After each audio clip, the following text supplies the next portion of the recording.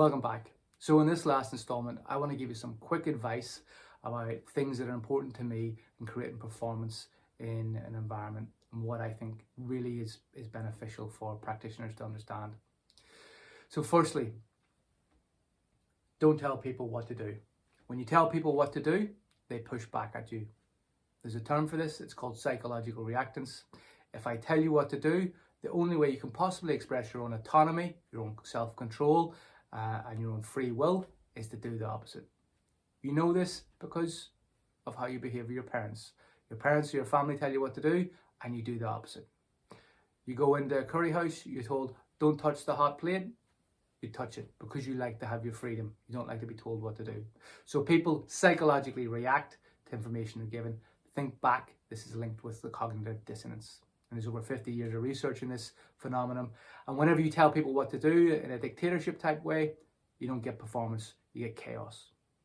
Now, how do you do that whenever you actually have to give information in the performance environment because you have some expertise that you want to share or some knowledge that might help the person? Well, very simply, you ask permission. You say, can I share a concern with you? Can I share some information with you? I have a few thoughts if you'd like to hear them. And then you wait for them to say yes. If they say yes, then you can go ahead and give them the information. If they say no, there's no point giving them the information because they don't want you around, they don't want to listen to you.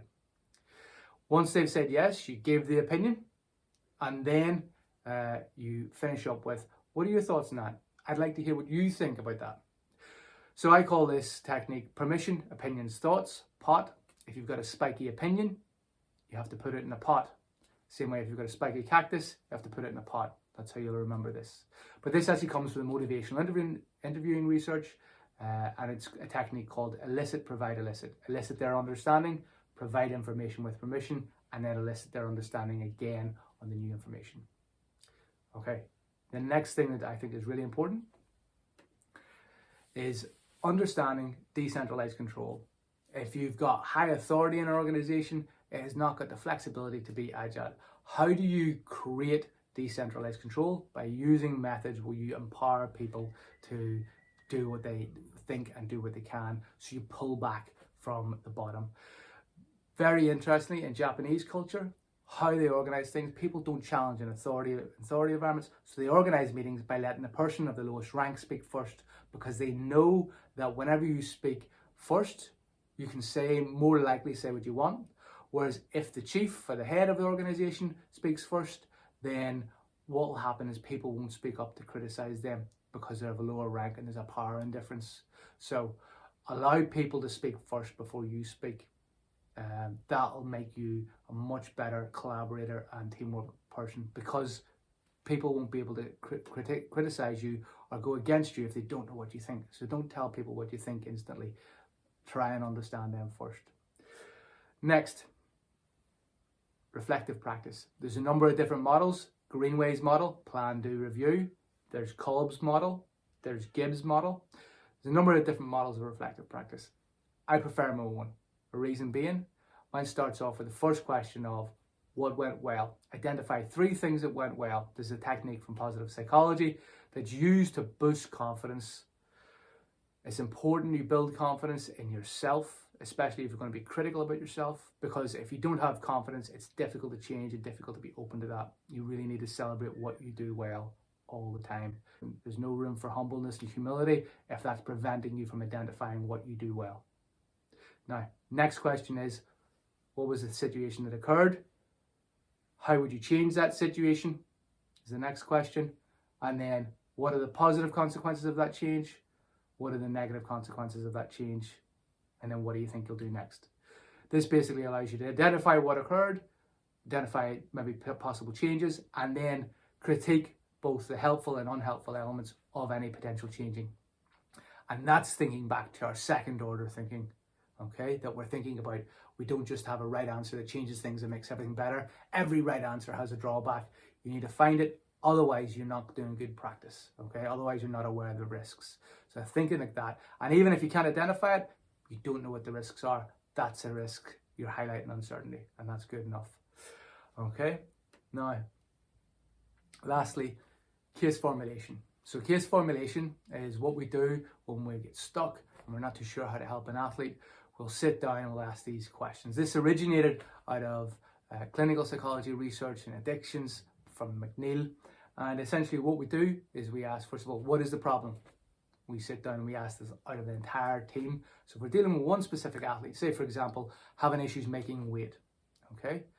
They regularly don't make the right weight for a competition. We'll go, okay, what's the problem? How does the psych see it? How does the S&C see it? How does the nutritionist see it? How does the physio see it? What is contributing to this problem? Then we'll say, what are the predisposing factors? So what is the things about this athlete, their upbringing, their background, themselves, their personality? What are the things about them that put them on this path that are the risk of future occurrences of this? So what are the predisposing factors? Then we'll ask, what are the precipitating factors? The precipitating factors are the factors that go before, just before this sort of failure to perform will occur. So what are the precipitating factors? And we might highlight in the past that they've been, oh, there's been stress, there's been an injury, what are the things that cause the failures? And if they're routine and everybody's identifying the same ones, we're starting to see the bigger picture. It's going from a one-dimensional one person to a team-dimensional view of the situation. And then we'll ask, what are the perpetuating factors? These are factors which maintain the status quo. What keeps the problem in place?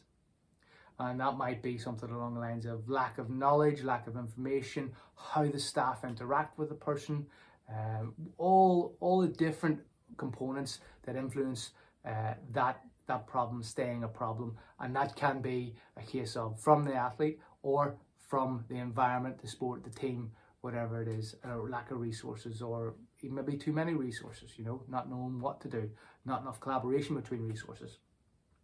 And then lastly, we'll ask the question of what are the protective factors? So those protective factors are things that stop the problem getting worse. These are things that will, prevent the thing from escalating really badly. These are things that will maybe occur whenever there has been success. What are the protective factors that stop the problem from getting too big, and also which maybe allow for some successes?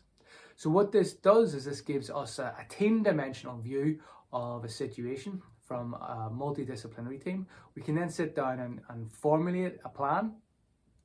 Very important that whenever you are working in a multidisciplinary team, that the plan is formulated along the whole team. You can't have one person working in isolation given a different method to an athlete that contradicts a method from another practitioner.